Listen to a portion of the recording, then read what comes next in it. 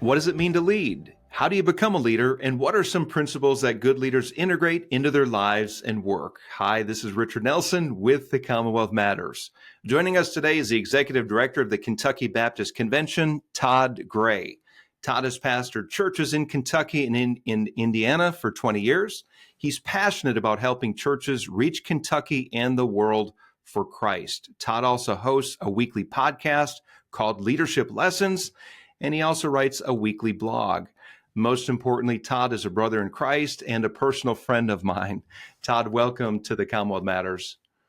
Thank you, Richard. Thanks for having me, and thank you for all your good work, your ministry, as well as your friendship. I always enjoy being with you. Thank you. Hey, in full transparency, Todd, you and I got together not too long ago, and we were just catching up and trading notes, I guess, if you will. And you said a few things to encourage me on a personal level that I thought, man, that would make a great podcast. So here we are. And I always enjoy talking to you and learning from you, Todd. You focus on leadership. In fact, you have a podcast called Leadership Lessons. And I'd like to cover some of the high points. We really don't have enough time to go deep into any one of these things, but I'd like to cover the high points of some leadership lessons and principles that you have learned and integrated over the years. So one of the things you mentioned at our meeting just the other month was about organizational leadership. And you have boiled that down to three key areas. And this is helpful to me, by the way, on a personal level. I'm leading the Commonwealth Policy Center. I have a small staff. And I want to lead well, Todd. I want to model good leadership. I want to steward this organization well. And you shared some things with me regarding those three key areas of organizational leadership. Tell us, if you would, what they are, and let's talk about that for a moment. Sure, I will, but I want to set the context, Richard, because what I did was actually ask you about leadership. I asked you what are some lessons that you've learned in your role as an organizational leader. So for me, and the same thing with the Leadership Lessons podcast, is that I always want to learn from others. I do not always feel effective as a leader.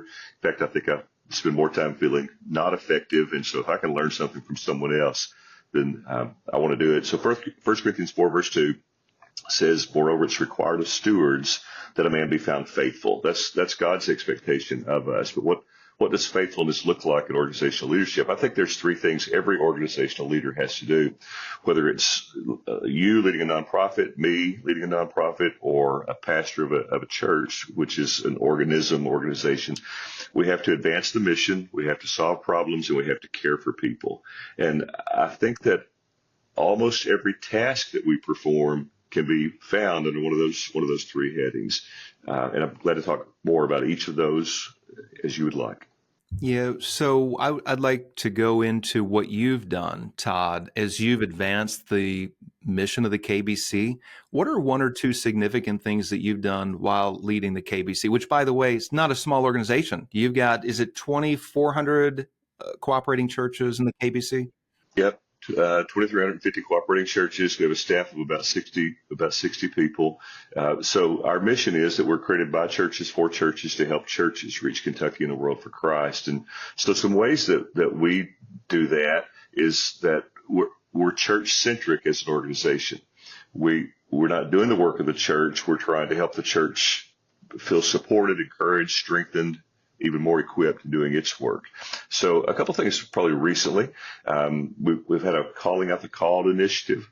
There are about 300 churches in Kentucky at all times without pastors. Those are just Kentucky Baptist churches. Many of those churches would rely on a bivocational pastor. That pipeline is mostly empty across the state with a couple of exceptions. Places like Lexington, Louisville, there are more of them. And so we've tried to create initiatives that will help those men answer the call, but then once they've answered the call, to receive the training that they need to serve in churches. That's been a huge thing for us. We did a few years ago an effort called Gospel to Every Home, and that was an effort to deliver the gospel of Jesus to every one of the, I forget the number, I think 1.7 million homes in Kentucky. And no single church can do that. Really, there's no association of which we have 66 in Kentucky, can do that.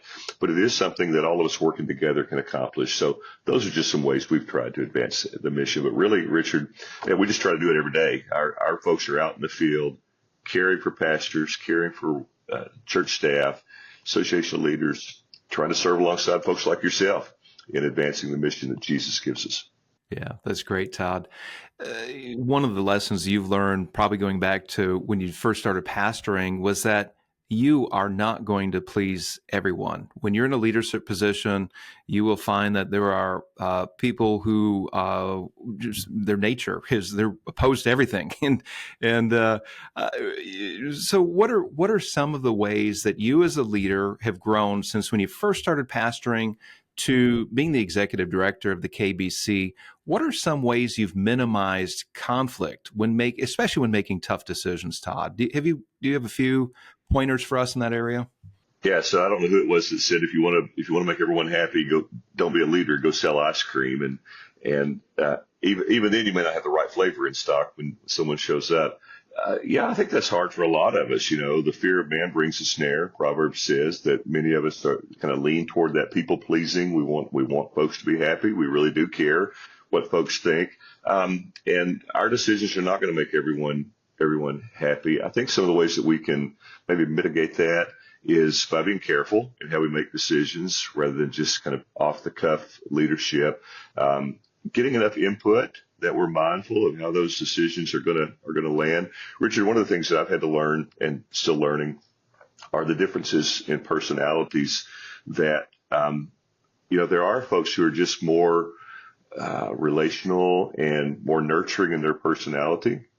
And they really care about how every decision impacts every person. And so getting input from people who are wired that way, I think can really mitigate a lot of the negative impact. And then probably communication, that there's plenty of communication. And I don't always get this right. In fact, I probably get it wrong as often as I get it right. One of my team members years ago came to me when I was in a different role with KBC, and our team was in a time of transition. There had been some challenges in our work. And he just mentioned, he said, when an organization is going through crisis, over communication is better than under communication, something like that. And that just reminded me of the importance of regularly talking to the team and whatever we were talking about, just sharing something consistently so that they're hearing from me. When folks don't have communication, they make up their own story. And one of the ways I think we can minimize conflict is by continual communication, and then trying to listen to folks who are not happy. And that's difficult for leaders because I think in your case, in my case, sometimes people are a little reluctant to approach their organizational leader with their concern. They're more likely to talk to a peer, a coworker, and we just have to keep trying to keep that door open to where it's easier for folks to come and share their concerns with us. One of the ways you keep that door open, Todd, is by creating a positive culture, an affirming culture. And a lesson I learned early on when I started CPC, one of my board members and I were talking, and he asked me, he said, Richard, is your nature more of a driver or a nurturer? And I thought for a moment, and I thought, yeah, you know what? I'm a driver. I see something that needs to be done, and I'm like, let's get after it. And I didn't always communicate to those around me well, like what I was thinking, why I was thinking it, where are we going? And in that just simple statement that this board member shared with me really made me think and reflect as to how I could be a better leader. Because it's one thing to do the job, Todd, and it's another to nurture an organization, to create a culture where the team members feel safe, where they feel affirmed, and where they're going to be most productive. Have you learned anything like those? Because you and I have a similar personality. We're both drivers. We both are worker bees. And what was that transition like for you, from going from the worker bee to being a leader? Yeah, it's still happening. So, Richard, one of the things I see in you is a genuine nurturing personality, but I also get that kind of that hard charging. We have to get the task done. So of those three things I mentioned, advancing the mission, solving problems, and caring for people. I think every leader has a 1, 2, 3 in terms of strengths, or what comes more natural for me. It's advancing the mission, and then it would be solving problems, because you can't advance the mission if you're not addressing the emerging issues that come up. But caring for people is it's not. I wouldn't say it's more of a challenge. It's just not the first thing I'm thinking about. I want folks to be cared for. I love our team. Man, we have the best folks in the world as far as I'm concerned. I want them to thrive. I don't want negative things in their life. I don't want to create problems for them. But I'm thinking mostly about the mission that we have to lead the organization forward.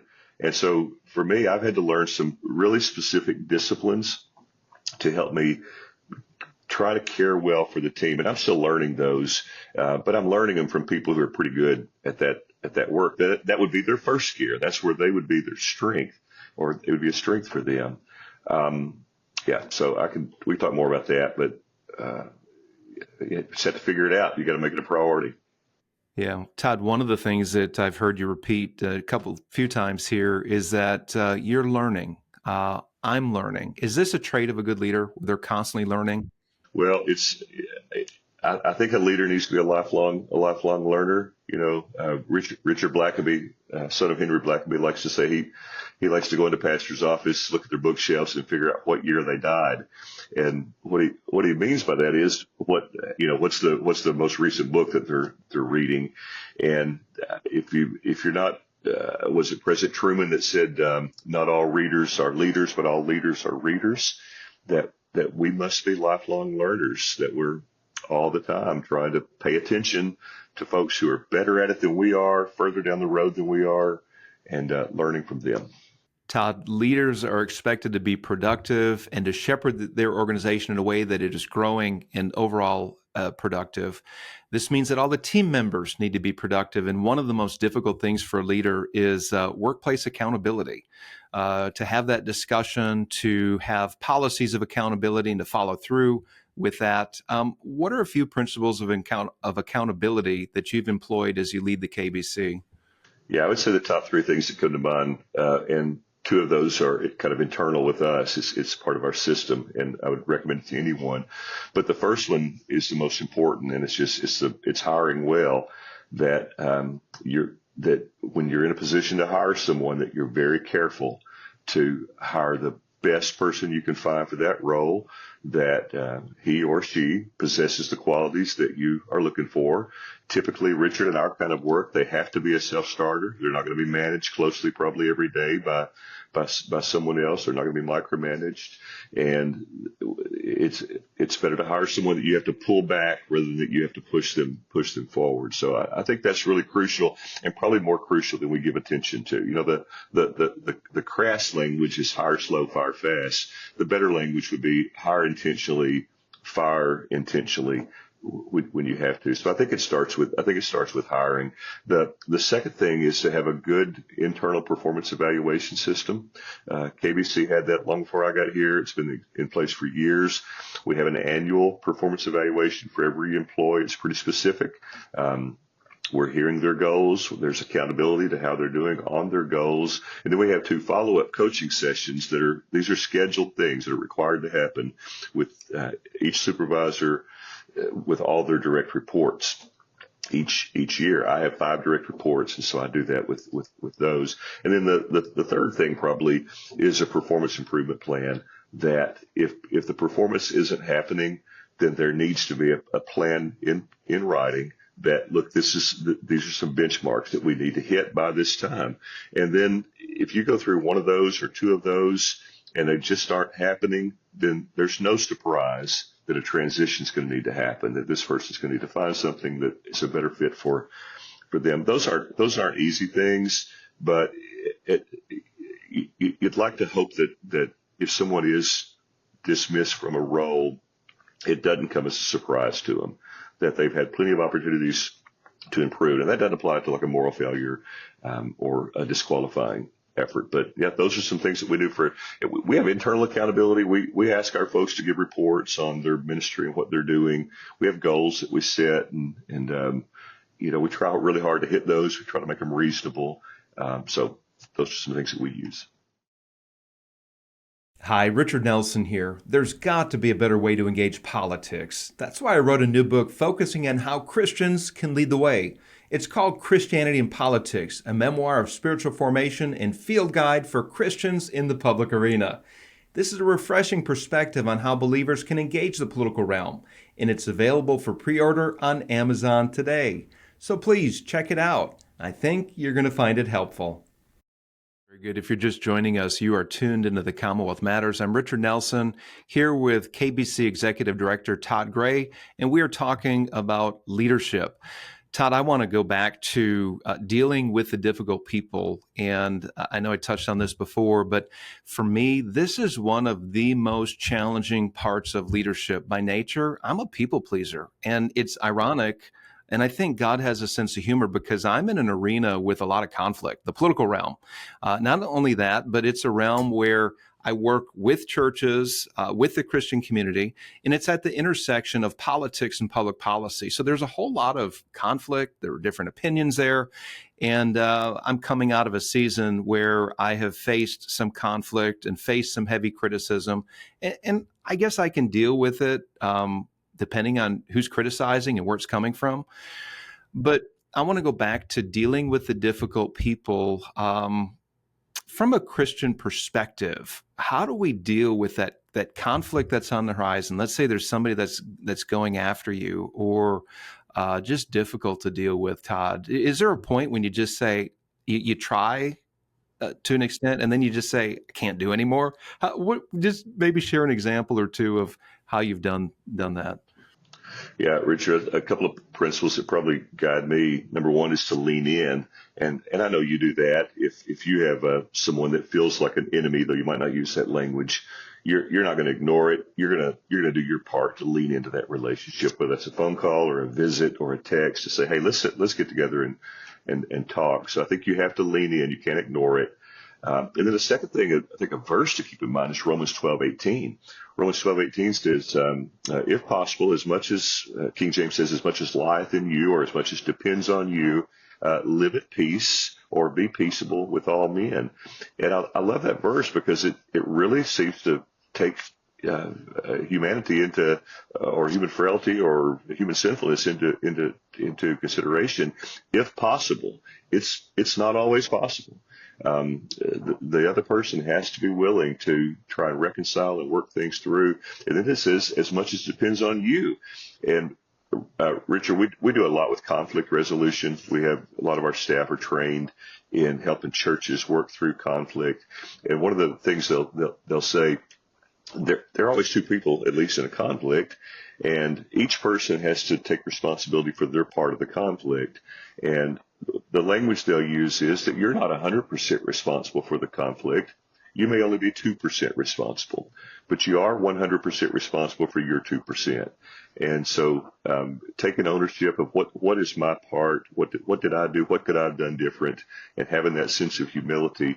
And that seems to take some of the steam out of when you go to confront someone, and we're using language like that I'm going to go confront a person, then all of a sudden it's just going to be a head-on battle.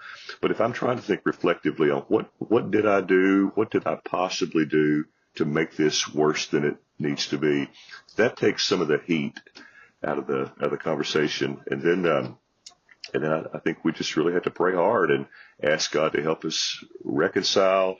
Or Richard, I think the toughest ones for me is when I feel like I'm doing all those things and yet still not making headway. But even then, I have to come to a place of peace and say, Lord, I really want to do as much as I can do to make this right. But I also have to figure out how to let it go if I can't. And that can be challenging for many of us, especially if we've been in serious conflict and where we've been hurt deeply. Todd, I think that what you're suggesting here is letting it go, is just resting in God. Once we've done what we can do, trying to navigate that difficult person or situation from a biblical perspective, then at some point we just need to say, Lord, I've done what I can do in good conscience. Please take this from me. And that's a supernatural lifting of that burden, wouldn't you say? And that's the hope of the gospel, that, in Christ, we have a Heavenly Father who loves us, the Holy Spirit who lives in us, forgiveness through the cross. And with all of that and the scripture, we can lean into those difficult relationships. Todd, I want to move on to caring for yourself. You wrote a recent column in Kentucky Today called Vacations Can Be Resets. And you talked about 5 ways that you can help to get to a healthier place. Number 1, sleep routine. 2, exercise. 3, work and ministry routine. 4, prioritizing important relationships. And 5, personal devotional practices. I'm going to put you on the spot. Were you speaking from personal experience when you wrote this? Yeah. So for me, Richard, maybe you're wired like this too. If you ever done the disc profile, the like D is is for dominant. The C is about getting things right. I'm kind of a DC person. I do lead, but I want to get things right. The struggle with that is I'm never satisfied personally that things are right. So when I say vacations are a reset, it can be a time to reflect on how are things going on, especially those 5 areas, and are there some changes or tweaks that I need to make? Now, for me, sleep, man, I get up early every morning. I'm up by 4:30 every day, but I go to bed at 8:30. So I'm going to get my 7.5 hours of sleep each night. I learned that years ago. But exercise is a challenge to have to come back with a new exercise routine. I'm on right now, but I've been off for a long time. So yeah, glad to talk about any of those. But I do think that you have to lead yourself before you can lead others, right? That if I want others to be healthy, I need to be healthy. If I want others to thrive, I need to be thriving as a leader. And I think those 5 areas are crucial to thriving personally. Have you ever wondered why America is the most prosperous nation in history? We've certainly been blessed, but we take the conditions for prosperity for granted. That's why CPC is hosting the Toward a Better Bluegrass Conference. We've invited some of the top thinkers and leaders to speak about the sources of our economic strength. Biblical principles, America's founding framework, and individual capacity are a few issues that we'll be addressing. So please join us on October the 18th in Lexington. And for more information, go to our website, commonwealthpolicycenter.org, and we look forward to seeing you there. Todd, in another column called Ministry Doldrums, you write about what do you do if you find yourself in the doldrums, which that's a seafaring term. It's a place in the ocean where there's no winds. And if a ship found itself in the doldrums, it's not going to be moving. It's stagnant air. There's no wind. You don't have propulsion to get you where you're going. But you talk about the ministry doldrums. Now, I want to set this up by saying I want to refer to a Lifeway survey done in 2023. And they found, in 2021, Lifeway found that 63% of pastors find that their role is frequently overwhelming. I want to go to a survey done last year that found that 40% of pastors were considering leaving the ministry altogether. And I want to try to link this up together. Is this because of the lack of caring for themselves? Is it the pressure from the congregation? What's going on here? Now, you talk to these pastors on a regular basis. What are you hearing from them as far as they're being overwhelmed in their role? And then also considering leaving the ministry altogether? What's going on? Yeah, I think that the answer to kind of what causes that is it's multifaceted. It can be a lot of different things at any time. So, Richard, just start thinking about all the things that make it challenging for you, and then put that in the context of leading a local church out in front of the same group of people every week. A lot of unspoken expectations are coming to a pastor. And then there's a spiritual warfare element that we have a real live enemy, Satan, who doesn't want that ministry to thrive or succeed. He'll do whatever he can to try and stop it. So that's the atmosphere that pastors are ministering in. So if they're facing marital problems of their own, it's going to be difficult to continue. If they have a wayward child, it's going to be hard to keep going. If they're receiving a lot of criticism from a key member or a couple of key members, especially if they're strong financial supporters. Even with if he's trying to have a biblical perspective on it, it's still difficult. So all those things working together, which along with sometimes working too many hours, sometimes not having the best eating or exercise habits or sleep habits, in the Word for personal devotion, but also in the Word to get sermons. Sometimes the Bible can become more of a work practice than a personal devotional practice. So I think all those things contribute. On the 40%, here's what's interesting about that. 40% consider quitting. Those of us who work with pastors all the time, and I pastored for 20 years, I'm surprised the number's not higher. In all seriousness, for most pastors, I think there's several times throughout the year where they really have to think about, do I continue in this? And that's where you come back to those issues. Am I answering God's calling? Am I doing what God called me to do? Richard, my first church was in Cadiz, Kentucky. You lived in Tree County at the same time, New Hope Baptist Church. I had the privilege of spending time with older pastors, and those older pastors would just simply say, your ministry is only as good as your calling. And what they meant was that you're going to hit these low spots, and when you're there, probably the only thing that keeps you there is not the paycheck, not the things that you like about it, but it's that God put you in that place, and He hasn't released you from it yet. Yeah, that's good. That's good. Todd, we're winding down here. We've got just a few more minutes to go. What would you say to the person listening to this program right now who says, I'm not a leader, I don't aspire to be a leader? Why should they care about leadership lessons and leadership principles in their personal lives? Yeah, so I think I'd probably try to challenge them just a little bit. And I would say, okay, you're saying there's no one in your life that is looking to you as an example, or there's no one in your life that you're influencing at all. And they say, well, my children, probably, maybe my spouse. I oversee a couple of people at work. Then I say, well, you're a leader.